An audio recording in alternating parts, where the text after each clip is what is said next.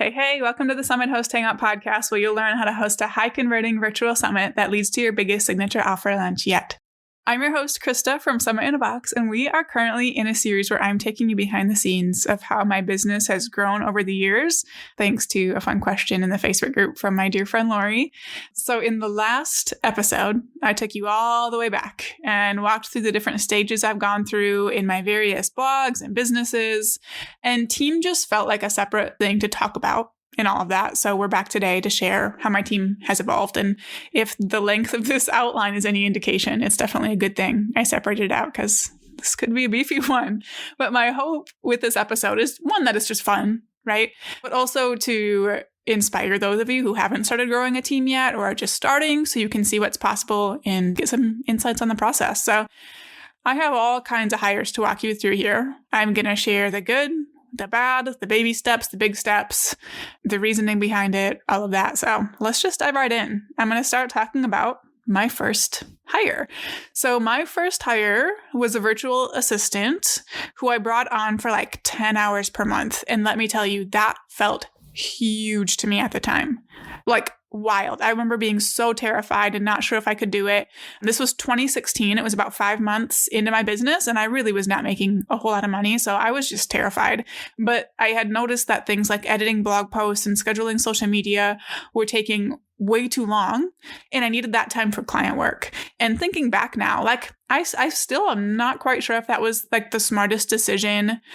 Like, should I have been spending money hiring out blog posts and social media? I honestly don't know. Like in the long run, I think it was still good because it got me started with outsourcing, which definitely needed to happen. But like I had no proof back then that those things were actually making me money.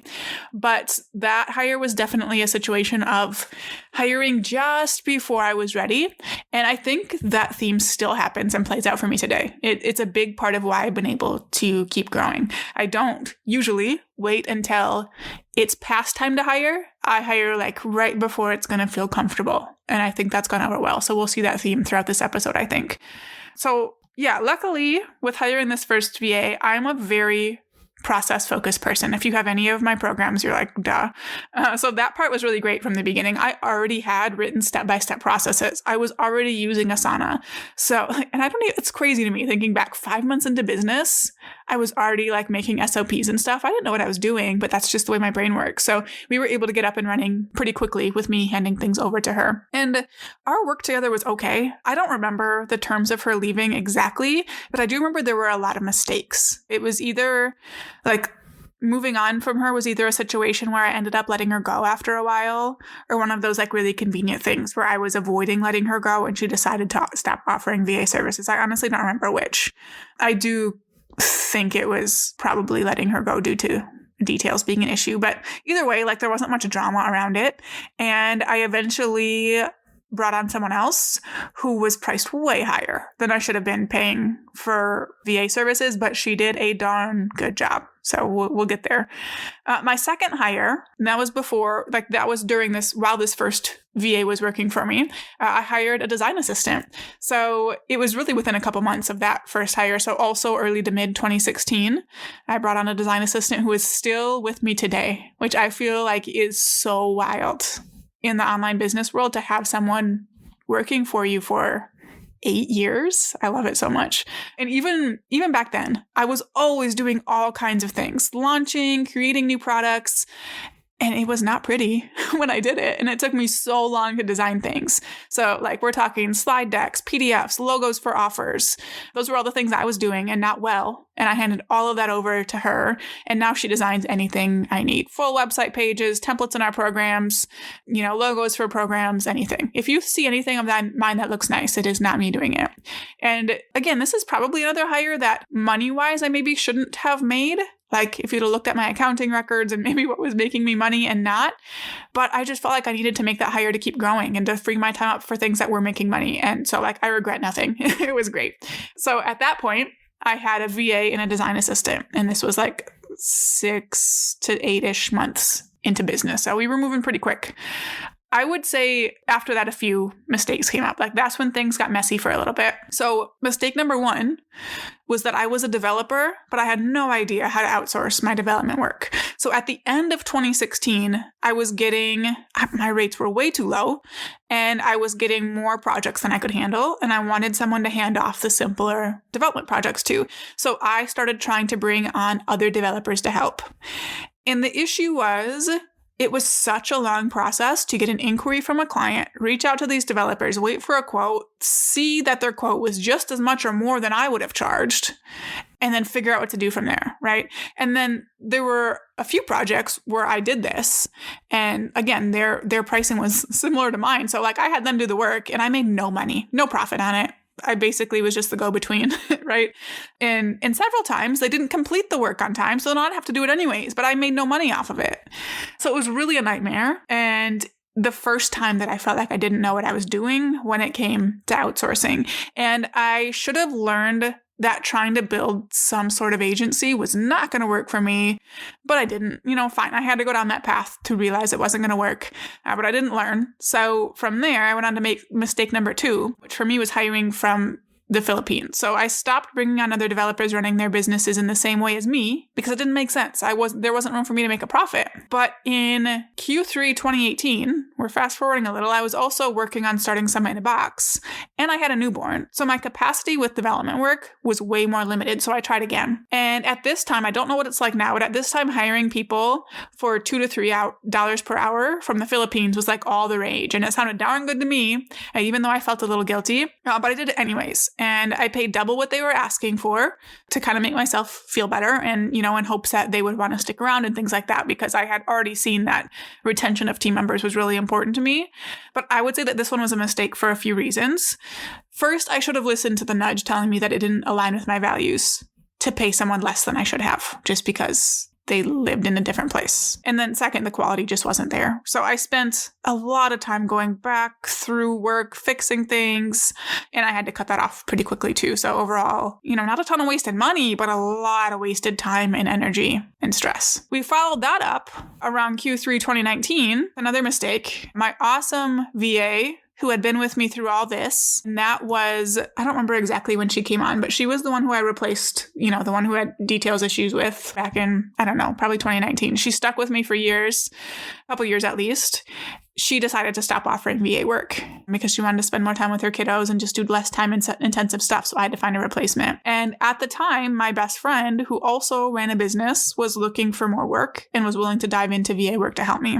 She was amazing at the work, so no problems there. But again, I was paying way too much. And we kind of had like a toxic relationship going on. And I knew that going in. Like we had the type of friendship where we would do fine for a long time. BFFs, refer to each other as sisters, all this. But then suddenly she'd get mad at me and like totally stop talking until she'd eventually just go off on me about how terrible something was that I did. And I think I probably did it to her a time or two as well. I was not innocent in all this. I don't have that relationship with anyone else, but there was just something weird, something a little different here. But it was bad. And it carried over into business. And I don't remember what happened, but at the end of 2020, she thought I was upset at her about something. I was not. She stopped answering me, assigned all of her tasks to the person I'm about to tell you about, or myself, deleted her accounts on everything, and disappeared. And it was right before Christmas break, so it led to me working through the holidays, and it was just a terrible situation, business-wise and personally, and a huge lesson, which I shouldn't have had to learn, but I did. So we've got lots of bad hires in a row here. After that, I made another bad hire. I had one more crappy VA hire a little bit later, but I'm just going to kind of group it in with my mistakes here. So after this person ditched out, I went through a VA agency that seemed to have it all together. And I remember on the call I had with the owner, I just wasn't quite feeling it. There was no like emotional connection or desire for a friendship of any type involved with, which felt really weird to me. But I thought maybe I just placed too much weight on friendships with my team members than I should have. So I went with it. I signed a 3-month contract because she required it. And I got assigned to one of her VAs and I had the exact same issue. There was no emotion or positivity or anything in her communication. I felt like I was annoying her anytime I reached out. The work was not getting completed correctly. And literally within a week, I fired her. I paid off my entire 3-month contract and I was like, I'm done. And I learned another big lesson that I should listen to my gut. And at the very end of this episode, I might talk a little bit about how that's happening again now, perhaps. I don't know. Maybe it's too early, but I learned time and time again that if I'm not getting like a full body heck yes with something, I really need to listen to that. And I didn't have it here, and it showed up pretty quickly that I should have listened to it. So these mistakes were all crappy, but taught me so much. And I think it's why my team is where it is today. And it lets me appreciate these people so much. So yeah, we'll get into some better ones here. So my next hire was kind of like the similar reasoning as the first few hires I talked about. So I started this podcast and edited myself for a little while, but really quickly realized it was slowing me way down, taking so much time. I wasn't really doing a great job. Like, go back and listen to episode not 1 or not 0, because I re-recorded that. Like 2, 3, 4. Listen to some of those, right? I needed help. So in 2019, I hired an editor who is also still with me today, Sharon from Just Keep Podcasting. She's wonderful. There's no drama. She does a great job. She does it on time, and I love it. I love working with her. She makes it so easy, and it's just kind of like the perfect situation. So that was a great hire. Also in 2019, Facebook ads were doing wonderful things for us. And I joined an ads coaching program through Intentional Spark. And thanks to what I learned from them, I was able to spend $15,000 per month in ads and make $30,000 back.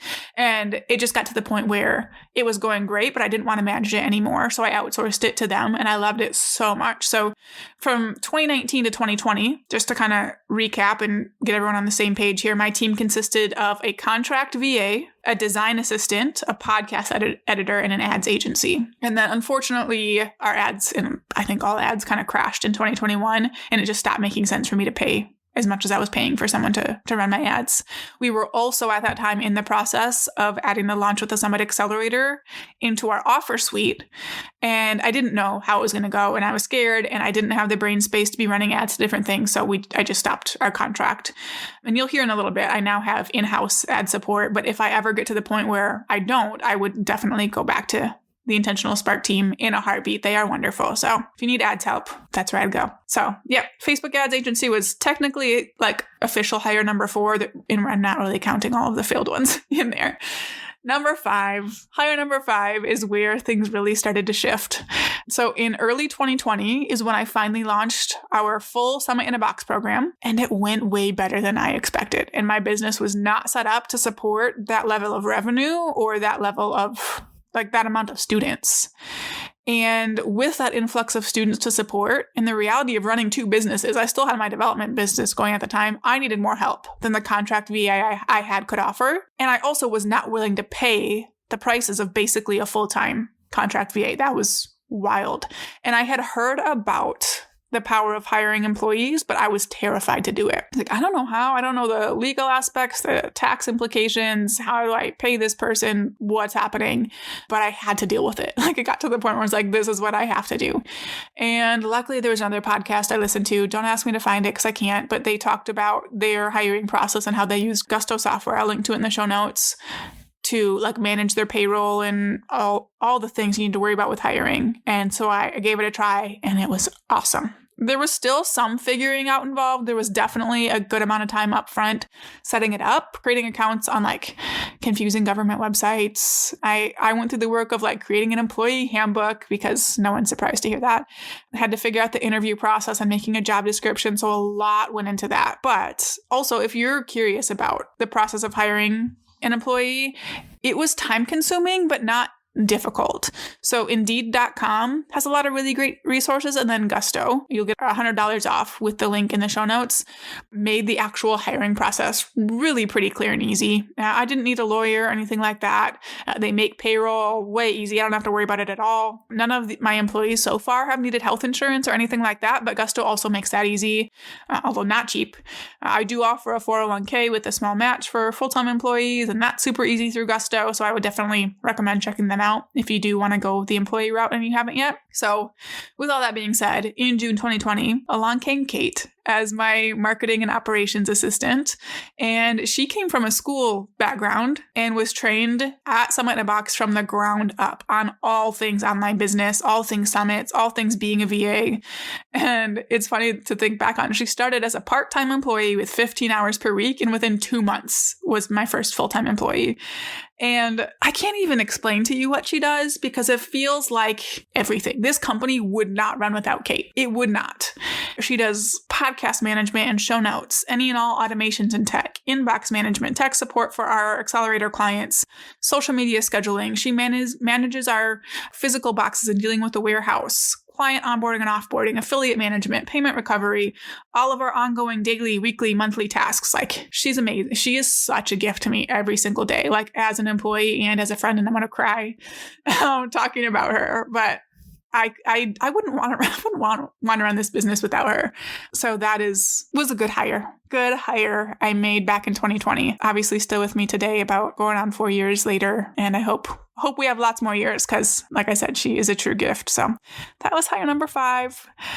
Moving on, hire number 6 was a copywriter. And this one was fun. Oh, and this was maybe even slightly before Kate came on, but then something shifted after Kate, which is why I put it here. So she started off as like a contract copywriter, like she wrote the Summit in a Box sales page and launch emails and things like that. And then, so that was just like random projects here and there. And she pitched me at some point after Kate came on to be like a monthly retainer client, which was wonderful. So she did some client support, like she did copy reviews for students. She edited our show notes. She wrote newsletters.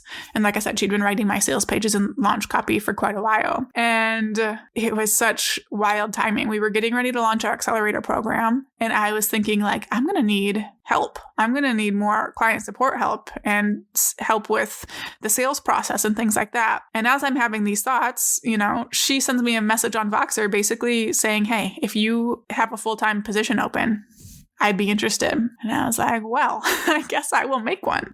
So she came on as a full-time employee then after that. So my second full-time hire, she led our client support, did our Facebook ads. She did lots of content. So newsletters, show notes, lots of stuff there. She wrote all of our launch copy. She came alongside me with all marketing strategy. And like, really, she was just like my second brain for all things strategy and marketing. She has such a great view of all of it. Basically, she would take my messy ideas and just make them better, which was wonderful. And then for a few reasons, she ended up dropping back down to part-time. I don't really know. I think over a year in. So she's still on my team now as a part-time employee, and she leads our client support. She runs our Facebook ads, and she does our show notes editing. And then, here and there, if I need something little copy related or need another brain on my marketing strategy, I can still pull her in for that. So another very wonderful addition to my team that just makes every single day more fun. Love having her. Hire number 7 is a leads coordinator. So I had joined a program in 2023, just kind of taught a new way of evergreen selling. And I went into it and I started getting so many email responses, so many social media responses from my audience that I could not handle it anymore. I couldn't maintain it. It was all I was doing. The thing was, it was leading to sales. So it was a smart thing to do, but it was like the only thing I could do. And so I obviously needed to hire someone very quickly. So I wrote up another part-time employee position because this is not like a process that anyone out there just does, no matter what they would need training.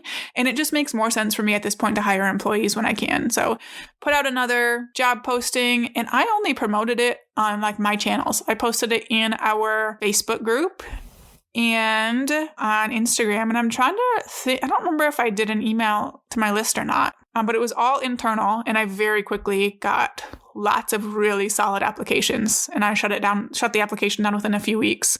And it was a very difficult decision, by the way, because there were multiple people I knew and then other people that I didn't know, but were just real great applicants. But out of this process came Mel, who is our part-time leads coordinator right now. And she's wonderful. She just adds just fun. She's just fun. She has so much energy. You can't have a call with her without cracking up. And she's the perfect person for me to put in charge of talking to my audience because she cares about them and makes it all fun. So I love it. And yeah, that was another very good hire. So that almost brings us to the current team. This new one, I can't talk about too much because it is very new. I actually outlined this episode like a month ago, and I'm having to kind of wing it right now because this one wasn't in here. But I recently hired an OBM because I don't know where my business has grown to, how many moving pieces we have going on, all the other team members I have been getting really bogged down with things, bogged down with managing details of everyone's projects, doing all the project planning, checking people's work, making tweaks, all this stuff that was like in our current team, I should be the one doing, but I don't have the time to do it. And so I needed someone else to handle those things. So I hired an OBM, and it's really too early for me to report in on how it's going to go. So maybe we'll have an update at some point, but that makes it so that my current team is my original design assistant and podcast editor from way back when. We have Kate, those are contractors, by the way. We have Kate as a full-time employee, Ellie and Mel as part-time employees, and then a contract OBM. So that is kind of our core team. I also work with another copywriter on contract, by the way. So now that Ellie dropped down to part-time and does not do our copy stuff anymore, I work with Nadine from Can Do Content on like any launch copy, and she's a joy. So good. I'm going to have an episode. When is it here? Let me look at my outline. I'll have actually an episode in not the next episode, but the one after. I'm going to do a breakdown of our launch of Challenges That Make Bank. She's the one that did all the copy for that, did all the audience research for me, and so wonderful. So I love my team right now. They are powerhouses. And a lot of times people ask, like, how do you do all this? Want to know how I'm doing it all. It's like, I'm not. These people are wonderful. So yeah, I hope it's like interesting and helpful to hear about. I thought I would recap this episode or like close things out with my biggest hiring lessons up to this point, most of which you probably kind of heard throughout here. So first of all, don't hire someone you know you have an interesting relationship with, which is a duh, right? Like if anyone else would have looked at that kind of toxic relationship I had, you're like, that's a terrible idea. Don't do it. But it's hard when you're in the midst of it and just like excited about the opportunity to hire a friend, right? My next lesson is fire fast, which, we always hear hire slow, fire fast. But like in my experience, if my gut is telling me it's not working or that it's not going to work, it's not going to start unless there's something you can clearly do to fix it. Right? So there has never been an instance where I'm like, I wonder if I should let this person go, where I've ended up being able to keep them for whatever reason. My next lesson is just all the systems are wonderful. That's not necessarily a lesson I've had to learn because I'm pretty decent with systems, but hiring so many people has helped me see just how important systems are. From when one team member needs to take something over for someone else, or when someone's sick and I need to jump in and do something, or when, a new VA comes on and they need to pick up what someone else was doing, the systems are so important, as well as just helping, the person who's assigned the task do it correctly each and every time, which is something we definitely could still get better at. Another lesson for me is that, at least for me with where I'm at right now, employees over contractors is a better choice for me in most cases. Right now, I go for contractors instead of employees if it's something I just don't feel like I can really train for with someone who's not familiar with online business, like the OBM. It's like, that would take so much for me to teach someone about online business, teach them about my business, and teach them how to basically manage it for me. Like, no, thank you, not interested. I'll go with someone who already knows what they're supposed to be doing. And then last, I would say a lesson I've learned is to be strategic in your hiring process and interviews. So to give you an example of that, when I hired Mel, a big part of her job was going to be communicating with our audience via email. So I made sure the application process involved writing me an email to apply. And that helped me narrow down so much. There were some people where I got the emails like, I feel no warmth or anything. Mel's had me laughing out loud. I was like, this is what I want for my people. So that was really, really great. So if you can be strategic like that in your hiring, I would highly recommend it. I'd also say to bring on a team member or friend to the interviews to be your gut check. So when I hired Kate, I had Caitlin, who's my design assistant, and the VA I was working with at the time, at least one of them on the interviews with me. And then when I hired Mel, I had Kate on with me, and it's so nice to have these gut checks. So I had this form that, we'd both fill out during the interview. One of the last questions was either like, oh my gosh, please hire this person, maybe, or don't hire. And both of us for Mel had oh my gosh, please hire this person. So it's just so nice to have that second opinion, especially when it aligns with yours, to just feel confident about who you're hiring. And then I would also say when you're hiring, have people do a sample project on the interview before you hire them. That also told me a lot, especially in this latest hire with Mel. We had them walk through kind of a sample email conversation. And with Mel, I had actually gone through this process with her as a potential client. So I used her answers back to her in her test project, which was pretty great. But like between that and the initial email, it just made it so much easier. So just a few little tips that I hope are helpful. And I hope you enjoyed this episode. It has been like a wild ride to make all these hires. I think it's easy right now to look at my team and be like, wow, that is the perfect team. She's so lucky. Not that anyone is thinking that, but I kind of think that. There was a day last week or the week before I was going to assign a task to someone in Asana, and I had to scroll to the bottom of the list of team members to do it. And my eyes literally filled with tears. I was like, oh my gosh, they're so amazing. And like my stepdad's favorite question for me is, how many people you got working for you now? Right? And he's like, oh, wow. Whenever I tell him like, oh, he acts like this, it's such a big deal. But it was such a process over these however many years. 8 years.